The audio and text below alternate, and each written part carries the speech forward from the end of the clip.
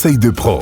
Nous tentons de répondre à vos questions courantes avec Maître Pfefferkorn Fabrice à Sarreguemines. Pourquoi doit-on signer un compromis de vente quand on achète un bien immobilier ? Alors le compromis de vente n'est pas strictement parlé indispensable, mais en pratique, il va être incontournable. Au moment où vendeurs et acquéreurs se mettent d'accord sur la chose et sur le prix, il n'est pas possible immédiatement de signer l'acte authentique de vente, tout simplement parce que les formalités ne sont pas encore faites, tout simplement parce que l'acquéreur n'a pas encore rassemblé son financement, et en pratique, il n'est pas possible de passer tout de suite à l'étape finale. Comme cette période intermédiaire entre le moment où les gens se mettent d'accord sur la chose et sur le prix, et le moment où on est prêt à signer l'acte authentique chez le notaire, comme cette période peut être plus ou moins longue, il faut bien qu'on ait un acte qui permette d'engager les parties, qui permette aux parties de se lier. Le vendeur est engagé à vendre, l'acquéreur est engagé à acheter.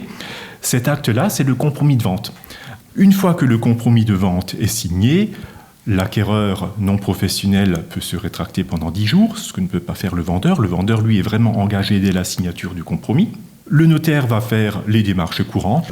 L'acquéreur va pouvoir réaliser ses demandes de prêt.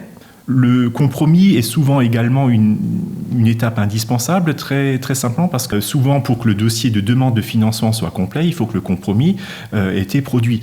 Et donc, lorsque le financement est prêt, que toutes les conditions sont réunies, que toutes les formalités sont accomplies, c'est à ce moment-là qu'on peut, à l'issue de tout ce processus, prendre rendez-vous chez le notaire pour signer l'acte authentique de vente, par la signature duquel l'acquéreur va devenir propriétaire.